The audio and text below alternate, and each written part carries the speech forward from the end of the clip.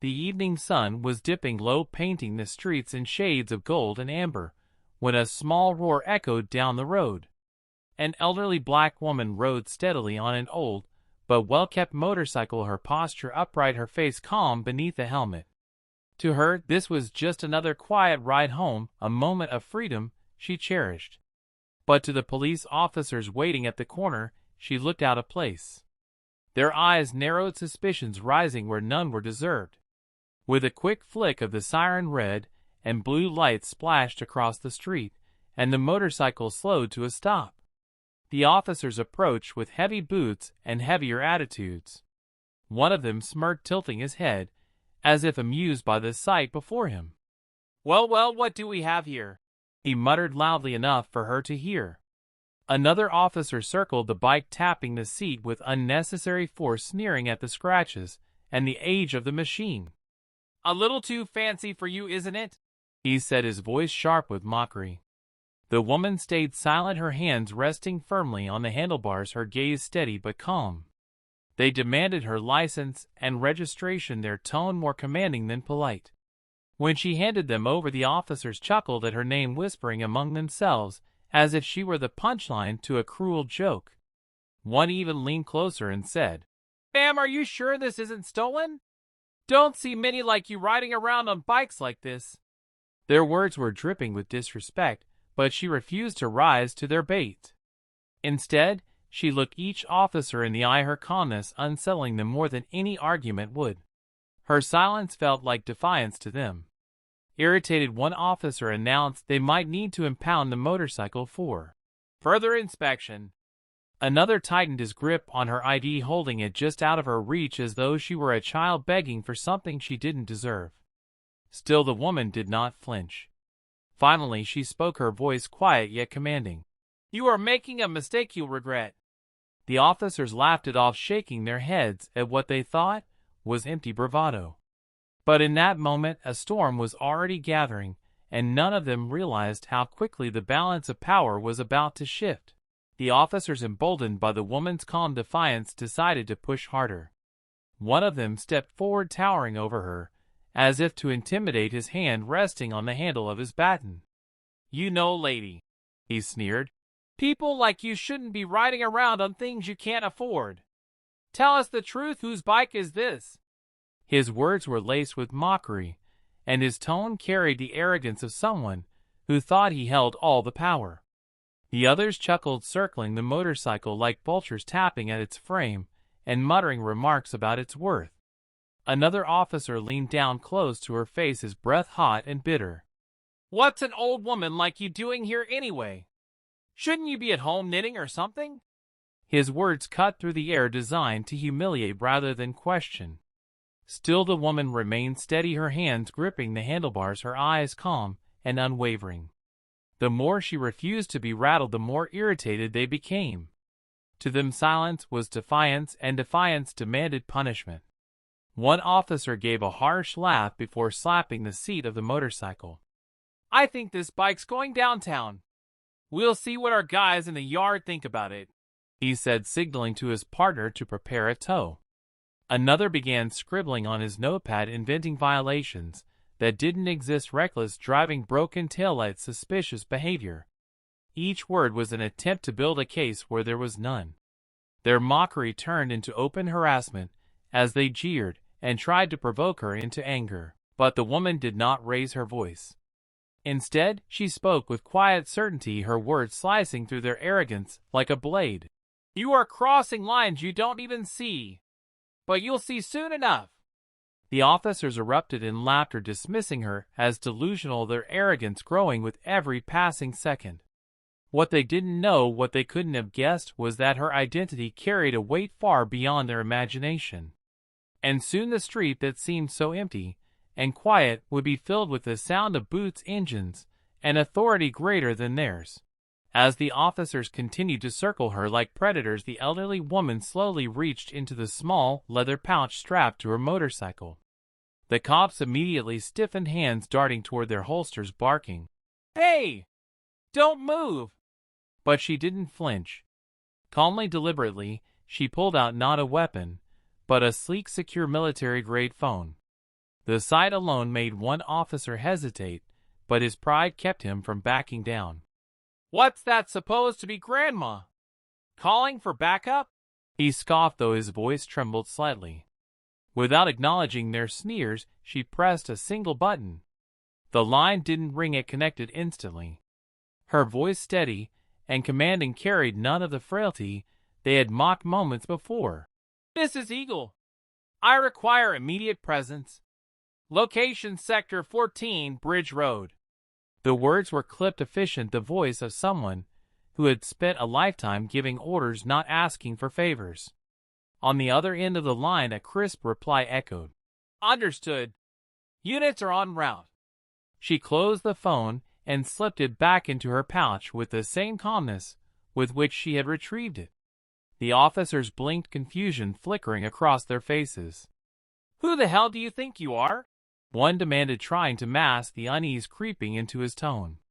The woman adjusted her gloves and looked each of them in the eye, her calmness now unnerving. "You'll find out soon," she said, her voice low but steady enough to pierce their arrogance. Her words hung in the air, heavier than the silence that followed. Then came the faint hum of engines in the distance. At first the officers barely noticed, dismissing it as passing traffic. But the sound grew louder, deeper, uniform, disciplined. The type of sound that doesn't come from coincidence, but from a convoy. And with every second, the laughter that had filled their arrogance began to falter, replaced by the first ripples of dread. The roar of engines grew deafening as a convoy of sleek black vehicles pulled up beside the scene. Doors swung open in perfect unison, and out stepped men in decorated uniforms, their chests heavy with medals, their presence radiating authority. 10 generals, figures of immense power and influence, moved toward the elderly woman with sharp precision. The officers, once smug and arrogant, stood frozen, their bravado draining away with every polished boot that struck the pavement. The general stopped before her, snapping to attention as though before royalty. Then, in a voice that carried both respect and reverence, the highest ranking among them saluted and said, "Ma'am, we came as soon as you called." The words hit the officers like a thunderclap, their jaws slack and eyes darting between the woman and the men, who now bowed their heads in respect.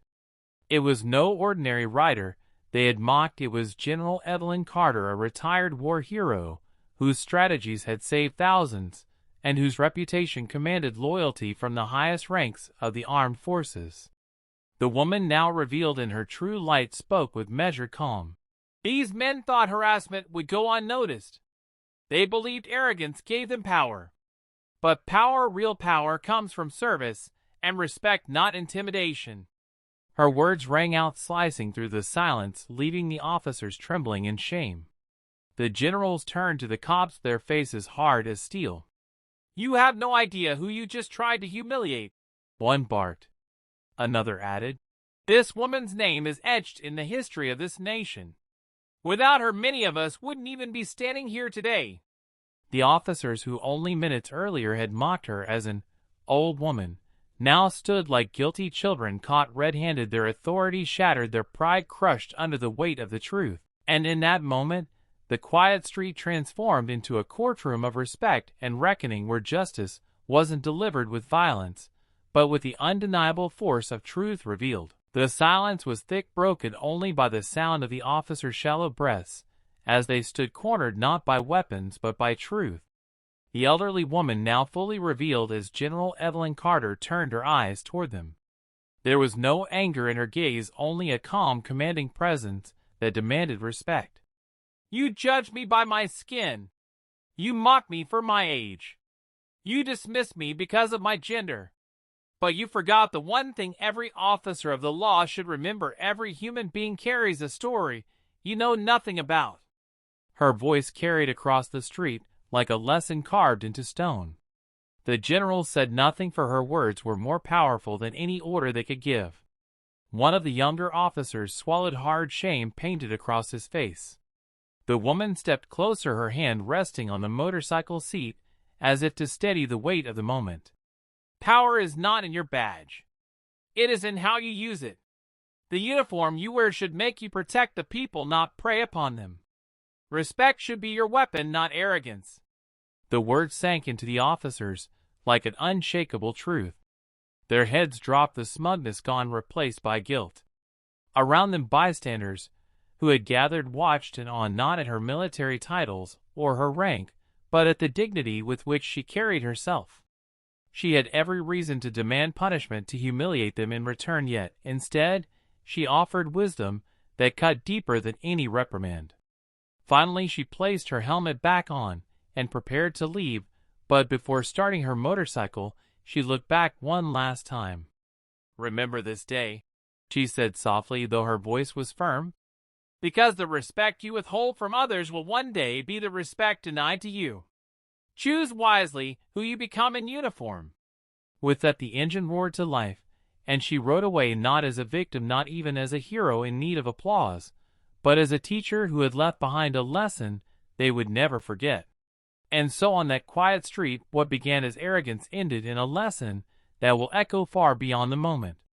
The officers thought they were untouchable, but in truth they were blind to the strength, dignity, and history carried by the woman they tried to break. What they saw as weakness was in fact greatness. What they mocked as ordinary turned out to be extraordinary. This story reminds us all of something deeper. Never underestimate the people you meet. Behind every face is a struggle, a sacrifice, a legacy you cannot see. Respect is not optional, it is the foundation of humanity. Because the uniform, the money, the titles, they fade. But character, dignity, and the way we treat others, that is what defines us. The elderly woman did not destroy those officers with anger. She humbled them with truth. And in doing so she gave us all a lesson worth carrying. True power lies not in authority, but in respect. If this story touched you, remember to share it, because the world needs more voices reminding us of compassion, humility, and justice. And as always, thank you for watching, and never forget, greatness often comes from the people we least expect.